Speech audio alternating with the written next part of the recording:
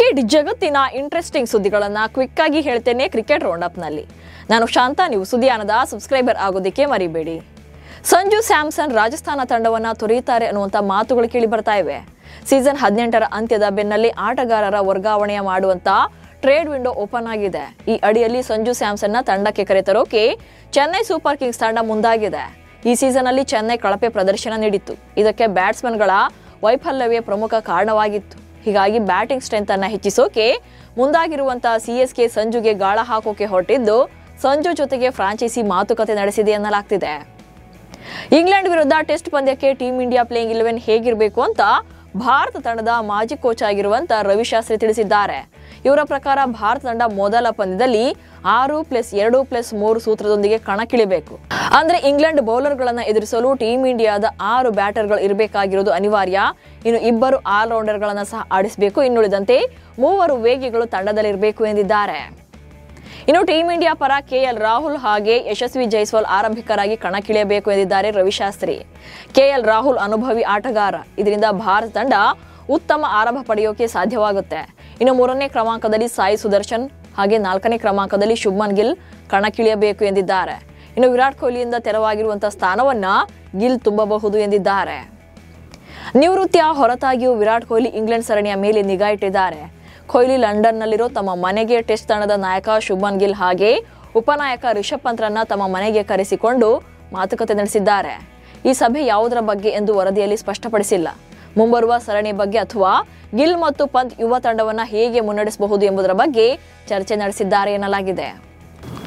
ಭಾರತ ಮತ್ತು ಇಂಗ್ಲೆಂಡ್ ನಡುವಿನ 5 ಪಂದ್ಯಗಳ ಟೆಸ್ಟ್ ಸರಣಿಗೆ ತೆಂಡೂಲ್ಕರ್ ಆಂಡರ್ಸನ್ ಎಂದು ಹೆಸರಿಡಲು ಅಂತಿಮ ನಿರ್ಧಾರವನ್ನು ತೆಗೆದುಕೊಳ್ಳಲಾಗಿದೆ. ಈ ಹಿಂದೆ ಇದ್ದಂತ ಪಟೌಡಿ ಟ್ರೋಫಿ ಹೆಸರನ್ನ ಕೈಬಿಡೋಕೆ ನಿರ್ಧಾರ ಮಾಡಲಿದ್ದು, ಬದಲಿಗೆ ಆ ಹೆಸರಿನಲ್ಲಿ ವಿಶೇಷ ಪ್ರಶಸ್ತಿನ ನೀಡಲಾಗುತ್ತೆ. ಇದಕ್ಕೂ ಮುನ್ನ ಭಾರತ ಇಂಗ್ಲೆಂಡ್ ಸರಣಿಗೆ ತನ್ನ ಹೆಸರನ್ನ ಇಡೋದಾದ್ರೆ ಪಟೌಡಿ ಪರಂಪರೆಯನ್ನ ಮುಂದುವರಿಸಬೇಕು ಅಂತ ಮಾಸ್ಟರ್ ಬ್ಲಾಸ್ಟರ್ ಸಚಿನ್ ತೆಂಡೂಲ್ಕರ್ ಬಿಸಿಸಿಐಗೆ ಮನವಿ ಮಾಡಿದ್ರು. ಅಮೆರಿಕದಲ್ಲಿ ನಡೀತಾ ಇರುವಂತಹ ಮೇಜರ್ ಪ್ರೀಮಿಯರ್ ಲೀಗ್ನ 8ನೇ ಪಂದ್ಯದಲ್ಲಿ ಗ್ಲೆನ್ ಮ್ಯಾಕ್ಸ್ವೆಲ್ ಸ್ಫೋಟಕ ಸೆಂಚುರಿ ಸಿಡಿಸಿದ್ದಾರೆ. 29 ಎಸೆತಗಳಲ್ಲಿ ಗ್ಲೆನ್ ಮ್ಯಾಕ್ಸ್ವೆಲ್ ಬ್ಯಾಟ್ನಿಂದ ಅರ್ಧ ಶತಕ ಮೂಡಿ ಬಂದಿತ್ತು. ಇನ್ನು ಹಾಫ್ ಸೆಂಚುರಿ ಬಳಿಕ ಆಕ್ರಮಣಕಾರಿ ಬ್ಯಾಟಿಂಗ್ ಮುಂದುವರಿಸಿದಂತ ಮ್ಯಾಕ್ಸ್ವೆಲ್ 49 ಎಸೆತಗಳಲ್ಲಿ 13 ಭರ್ಜರಿ ಸಿಕ್ಸ್ ಹಾಗೆ 2 4ಗಳೊಂದಿಗೆ 106 ರನ್ ಬಾರಿಸುವ ಮೂಲಕ ಅಜೇಯರಾಗಿ ಉಳಿದರು. ನ್ಯೂಜಿಲೆಂಡ್ ತಂಡದ ಸ್ಟಾರ್ ಆಟಗಾರ್ತಿ ಸೋಫಿ ಡಿವೈನ್ ಏಕದಿನ ಕ್ರಿಕೆಟ್ಗೆ ನಿವೃತ್ತಿಯನ್ನ ಘೋಷಣೆ ಮಾಡೋಕೆ ನಿರ್ಧಾರ ಮಾಡಿದ್ದಾರೆ. ಸೆಪ್ಟೆಂಬರ್ 30ರಿಂದ ಪ್ರಾರಂಭವಾಗುವಂತಹ ಮಹಿಳಾ ಏಕದಿನ ವಿಶ್ವಕಪ್ 2025ರ ನಂತರ ಡಿವೈನ್ ಏಕದಿನ ಕ್ರಿಕೆಟ್ಗೆ ವಿದಾಯ ಹೇಳೋದಾಗಿ ಘೋಷಣೆ ಮಾಡಿದ್ದಾರೆ. ಬಹುತೇಕ ಪಂದ್ಯಗಳು ಭಾರತದಲ್ಲಿ ನಡೆಯಲಿದ್ದು, ಡಿವೈನ್ ಭಾರತದಲ್ಲಿ ನಿವೃತ್ತಿಯನ್ನ ಘೋಷಣೆ ಮಾಡಲಿದ್ದಾರೆ.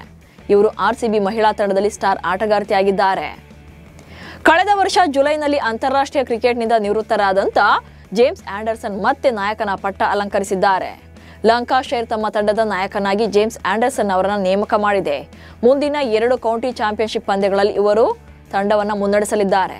ಮಾರ್ಕಸ್ ಹ್ಯಾರಿಸ್ ಮಗು ಹುಟ್ಟಿದ್ದಕ್ಕಾಗಿ ಆಸ್ಟ್ರೇಲಿಯಾಕ್ಕೆ ಮರಳುತ್ತಾ ಇರೋದ್ರಿಂದ 42 ವರ್ಷದ ಆಂಡರ್ಸನ್ಗೆ ನಾಯಕನ ಪಟ್ಟ ಸಿಕ್ಕಿದೆ.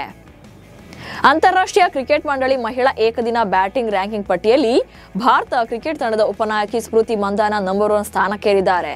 ನಂಬರ್ 1 ಸ್ಥಾನದಲ್ಲಿರುವಂತಹ ಮಂದಾನ 727 ರನ್ ಗಳಿಸಿದ್ದಾರೆ. ಇನ್ನು 2ನೇ ಸ್ಥಾನದಲ್ಲಿರುವಂತಹ ನೇತಾಲಿ ಶಿವರ್ ಬಂಟ್ 719 ಅಂಕಗಳೊಂದಿಗೆ 2ನೇ ಸ್ಥಾನದಲ್ಲಿದ್ದಾರೆ. ನೇಪಾಳ ಕ್ರಿಕೆಟ್ ತಂಡದ ಆಟಗಾರರ ವೇತನ ವಿಚಾರ ಸದ್ದು ಮಾಡ್ತಾ ಇದೆ. 2013ರಿಂದ T20 ಕ್ರಿಕೆಟ್ ಅನ್ನು ಆರಂಭ ಮಾಡಿರುವಂತಹ ನೇಪಾಳ ತಂಡ ಈವರೆಗೆ 101 ಪಂದ್ಯಗಳನ್ನಾಡಿದೆ. ಪ್ರಸ್ತುತ ರಾಷ್ಟ್ರೀಯ ತಂಡದಲ್ಲಿರುವಂತಹ ಆಟಗಾರರು ಪ್ರತಿ ಪಂದ್ಯಕ್ಕೆ ಪಡಿತಾ ಇರುವಂತಹ ಸಂಭಾವನೆ ಕೇವಲ 5,000 ನೇಪಾಳ ರೂಪಾಯಿ. ಅಂದ್ರೆ ಭಾರತೀಯ ಕರೆನ್ಸಿ ಪ್ರಕಾರ ಹೇಳೋದಾದ್ರೆ 3,130 ರೂಪಾಯಿಗಳು ಮಾತ್ರ. ಇದೇ ವೇಳೆ ಟೀಂ ಇಂಡಿಯಾ ಆಟಗಾರರು ಪ್ರತಿ ಪಂದ್ಯಕ್ಕೆ 3 ಲಕ್ಷ ರೂಪಾಯಿ ಅಂದ್ರೆ ಟೀಂ ಇಂಡಿಯಾ ಪರ ಆಡಿದರೆ 3 ಲಕ್ಷ ರೂಪಾಯಿ ಸಂಭಾವನೆ ಪಡಿತಾ ಇದ್ದಾರೆ. ಅಂದ್ರೆ ಭಾರತೀಯ ಆಟಗಾರರಿಗೆ ಹೋಲಿಸಿದ್ರೆ ನೇಪಾಳ ಕ್ರಿಕೆಟಿಗರು ಪಡಿತಾ ಇರೋದು ಕೇವಲ 1% ವೇತನ ಅಷ್ಟೇ. ಇವಿಷ್ಟು ಇವತ್ತಿನ ಕ್ರಿಕೆಟ್ ರೌಂಡ್ ಅಪ್ ಸುದ್ದಿಗಳು. ನಮಸ್ಕಾರ.